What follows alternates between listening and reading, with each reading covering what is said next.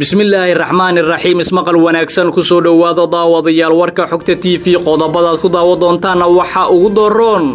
wasiir goodax oo sheegay in jaamacadaha ku yaala Soomaaliya yihiin kuwa aan tayo lahayn inta badan la xiri doono haweeney uur leh oo lagu qabtay iyadoo wada walxaha qarxa dhaqanka cadaado sheegay in qeyr galmudug uu cadaalad darro uu ka wado iyagoo baaqul u jeediyay madaxweyne Farmaajo gudoomiye Mursal oo sheegay in bakool laga xoreey doono shabaab Soomaaliya iyo Kenya ku heshiiyay in dacwada badda ay ku dhameeyaan wada hadal warka dibadda daawadayaal waxa kamid ah Mareykanka oo digniin adag u diray dawladda Iran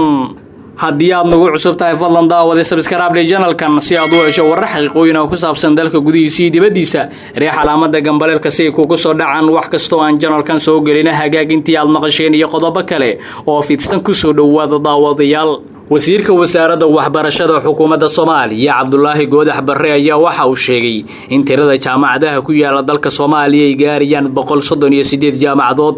wasiir Goodax ayaa waxa uu ballan qaaday in la kala saari doono tirada badan ee jaamacadaha ee ka furan dalka Soomaaliya kuwooda badan ay yihiin kuwa aan tayo lahayn Cabdullaahi Goodax Barre oo si hadlay ayaa waxa uu tilmaamay in jaamacadahan qaar ay xirmi doonaan halka kuwa kalena ay isku bedeli doonaan kolleejiyo waxaa kale muhiim ah ra'iisul wasaare inaan xusno sanadkan gudihiisa intuusan dhamaanin in jaamacadaha wadanka oo runtii aad u fara badan oo 138 gaarahay intayadooda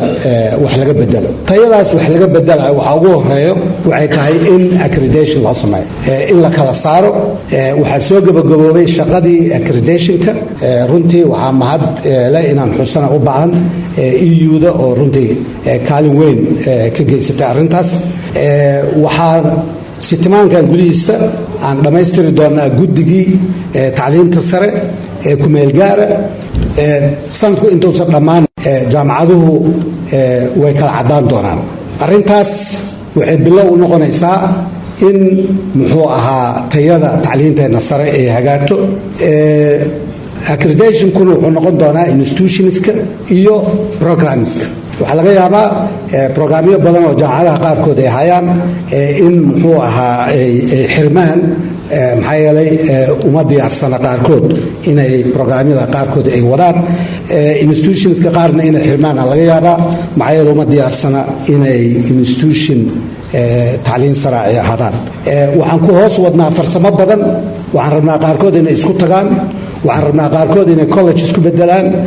markaana gobolka Shabeellaha Hoose haweeney uur leh ayaa lagu qabtay iyadoo wada walxaha qarxa ciidamada militariga Soomaaliya ku sugan magaalada Marka ayaa baaritaano ay sameeyeen waxa ay ku soo qabteen dad waday walxaha qarxa ciidanka ammaanka ee ka howlgala magaalada Marka ee xarunta gobolka Shabeellaha Hoose ayaa sheegay inay soo qabteen 4 ruux oo qarax waday dadka lagu qabtay qaraxa ayaa ku soo dhex qariyay jawaan ay ku jirtay galey sidii sheegeen saraakiil ka tirsan ciidanka xoogga dalka ee ku sugan magaalada Marka dadka lagu qabtay qaraxaasi oo la sheegay inay ahaayeen 4 ruux ayaa laba kamid ah waxay yihiin dumar mid uur leedahay halka labada kale ay rag yihiin sidaani oo kale ayaa toddobaadkii hore waxay ciidamada bar control oo laga galay degmada Marka ku qabteen gaari dameer qudaar siday oo lagu soo dhex qariyay waxyaabaha qarxa waxaana la sheegay inay waday qaraxa haweeney si weyn looga yaqaan magaalada Marka oo ka ganacsi jirtay qudaarta maalmihii u dambeeyay ciidamada xoogga dalka ee ku sugan magaalada Marka ayaa waxay wadeen howlgallo lagu bartilmaameedsanayo xubnaha ka tirsan shabaab ee ku sugan magaalada Marka dhaqanka magaalada Cadaado ayaa sheegay in qeyr galmudug uu ka wado cadaalad darro iyagoo baaqul u jeediyay madaxweyne Farmaajo odayaasha magaalada Cadaado ee xarunta baarlamaanka Galmudug ayaa waxay ka warbixiyeen sababaha ay u diideen inay la kulmaan Xasan Cali Kheyre ra'iisul wasaaraha xukuumadda Soomaaliya oo shalay halka gaaray kadibna iskaga tagay odayaasha ayaa dhaliil kala dul dhacay ra'iisul wasaare Xasan Cali Kheyre waxayna sheegeen in ballan uu la galay uga baxay sidaas darteedna ay la kulmi diideen maadaama isaga ballan fur hore sameeyay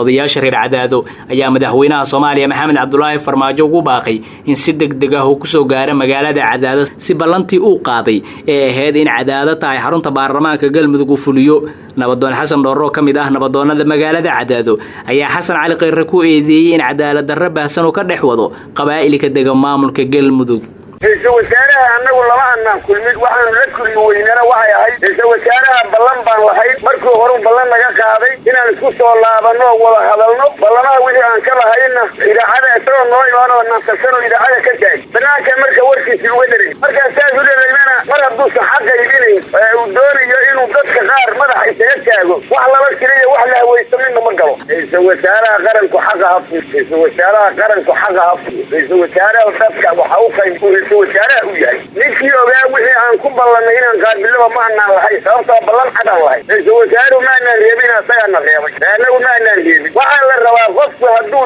yahay madax yahay inuu cadaalad wax ku qaybiyo oo dadka wax u qaybiyo inuu qolana uu ku joogsado qolana wax siiyo madaxnimo laguma helo cadaaladna ma annagu waxaan ahay mu'ayid baan ahay wax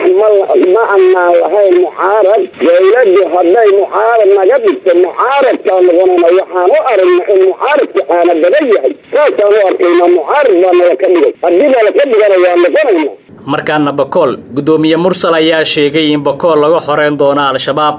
gudoomiyaha golaha shacabka ee baarlamaanka Soomaaliya Maxamed Mursal Sheekh Cabdiraxmaan ayaa waxa uu sheegay in gobolka Bakool uu u tagay sidii uu bilaabi lahaa howlgal militari oo shabaab looga saarayo deegaano ka tirsan gobolka Bakool gudoomiyaha ayaa waxa uu sheegay in inta uu ku sugan yahay Bakool uu bilaabi doono howlgal shabaab looga saarayo deegaanada ay gacanta ku hayaan ee ku yaala Bakool ee koonfur galbeed Soomaaliya sidoo kale Maxamed Mursal Sheekh Cabdiraxmaan ayaa wacd ku maray in la isku furi doono deegaanada gobolka Bakool oo shabaab ay ku soo rogeen goodoon Maxamed Mursal ayaa xalay waxa uu ku hoyday isaga iyo madaxweynaha maamulka koonfur galbeed Soomaaliya Cabdicasiis Xasan Maxamed Laftigarin degmada Xudur ee xarunta gobolka Bakool labadan mas'uul ayaa xalay kuna looga hadlayay sidii shabaab looga saari lahaa deegaanada ay kaga sugan yihiin Bakool waxay la qaateen saraakiisha ciidanka xoogga dalka Soomaaliya ee saraakiisha booliska koonfur galbeed Soomaaliya ee halka ku sugan maalintii shalay ahayd ayaa Xudur waxa gaaray wafdi oo hogaaminaya gudoomiyaha golaha shacabka ee baarlamaanka Soomaaliya iyo mas'uuliyiin kale dagaalyahanada shabaab ayaa go'doon ku soo rogay deegaanada ciidanka dawladda ay ka joogan gobolka Bakool ee koonfur galbeed Soomaaliya waxaa xusid mudan in dhowrkii maalin ee la soo dhaafay deegaanka Muuragaabay oo hoos yimaada Xudur xarunta gobolka Bakool ay ka dhacayeen dagaalo u dhaxeeya al-shabaab iyo ciidamada dawladda iyo kuwa uu Mansuur isku dhinac ah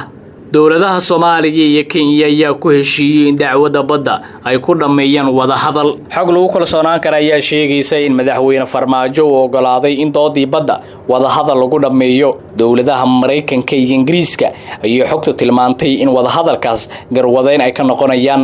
13 bisha aan ku guday jirno ee Juulaay ayaa magaalada Addis Ababa waxa ku kulmi doona madaxweynaha Soomaaliya Maxamed Cabdullaahi Farmaajo iyo madaxweynaha Kenya Uhuru Kenyatta iyagoo isla saxiixi doona heshiis ah in marka hore dhageysiga dacwadda dib loo dhigo ugu yaraan 12 bilood ama sanad kadibna 12 kaas bilood gudahood si buuxda labada wadan ay maxkamadda uga codsadaan in arintooda ay ku dhameystaan wada hadal sidaasna maxkamadda looga soo celiyo gabi ahaanba dacwadaasi markaana gobolka Mudug